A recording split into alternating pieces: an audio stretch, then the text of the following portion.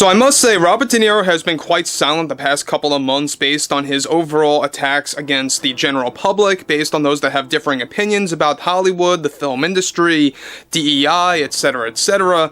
And now, just recently, we had Robert De Niro make an acceptance speech when he actually got an award at Cannes Film Festival, going off on President Donald J. Trump in the worst way possible. But even after that, even after going off the rails at Cannes, it even got a lot worse than that, and to a point that nobody would have ever expected.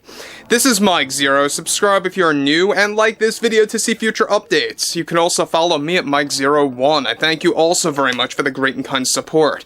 So expect to see a lot of Hollywood actors and actresses beginning to come forward more and more throughout these different events and or award shows and, film festivals like Cannes, for example.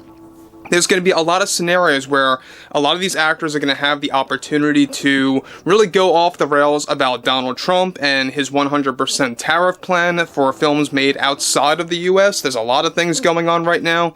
However, Robert De Niro, after that acceptance speech, decided to go off the rails yet again, and this is honestly a point where Robert De Niro is hitting below rock bottom. He is hitting bedrock at this point. So let's get into this further. So, interestingly enough, we already know that Robert De Niro's film, which was called The Alto Nights, it debuted in March of this year.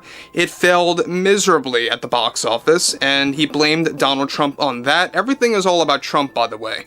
And how more embarrassing can things get than going on a rant about Trump after getting an award at the film festival, at the Cannes Film Festival, handed by Leonardo DiCaprio himself, and, well, that's just the beginning of it. Let's get into this. Now, interestingly, with Robert De Niro already going off the rails at the Cannes Film Festival and receiving tons of backlash after his acceptance speech that focused on Trump, one major development now involves how De Niro already doubled down and decided to go on an additional rant beyond that and made things worse. De Niro delivered the following: "What world are we living in right now, where our democracy has been crushed? What world are we living in, where we can't express our creativity, and this president, this pig of a president, decided to put a price on the value of art and creativity?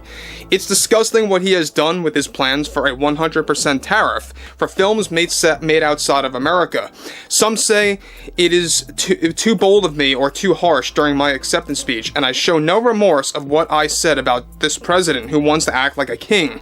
In fact, he's not acting like a king. He at this point is a king because the people have no control over what he is doing. This man, who is dangerous, is a very great threat to the film industry and what many actors and others thrive to do with this career by providing their audience the roles that they have never seen before to be creative. It is my job to call out all the nonsense happening in America right now. In 2024, we all took it for granted. All this president does is lie and backtrack his plans, and he is a clown. I have witnessed this firsthand on his impact with the arts and this industry, and it's all driven back to Trump.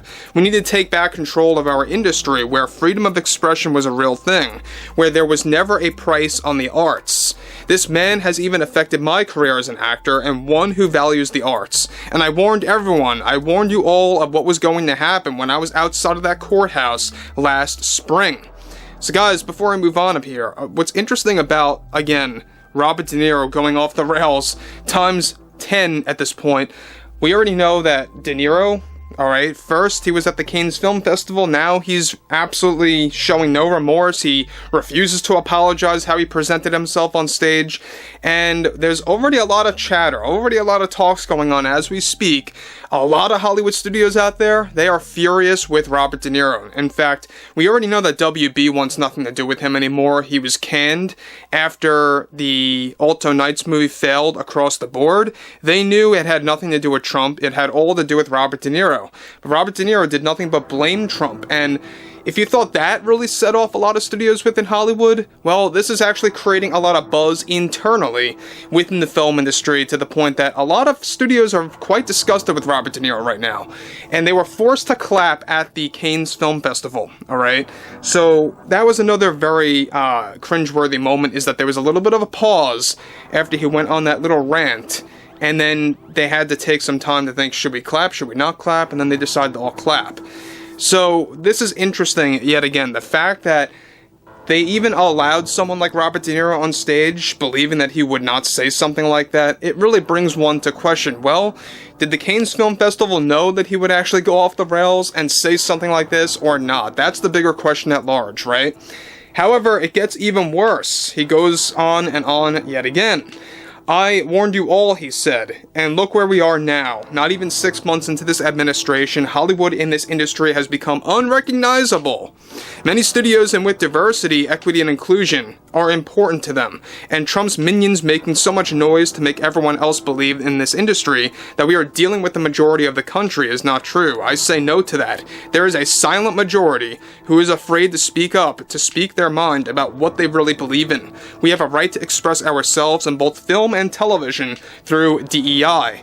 Again, I've said this many times before about Robert De Niro. He always goes off about diversity, equity, and inclusion. He even did this at the Cannes Film Festival, and he's doing it now again when refusing to apologize for his behavior on stage.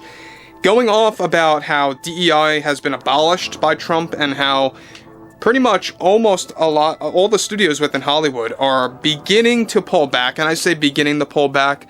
They haven't 100% effectively, gotten rid of DEI per se yet, so it's going to be a slow turn of the tide, but there is some resistance there, and I like to always bring this up. You got studios like Disney, HBO, and among others that are trying to do everything in their power to keep pushing that forward, and they are hoping that 2026 things will turn out in their favor politically, where they can actually do this again. That's basically what's going on here.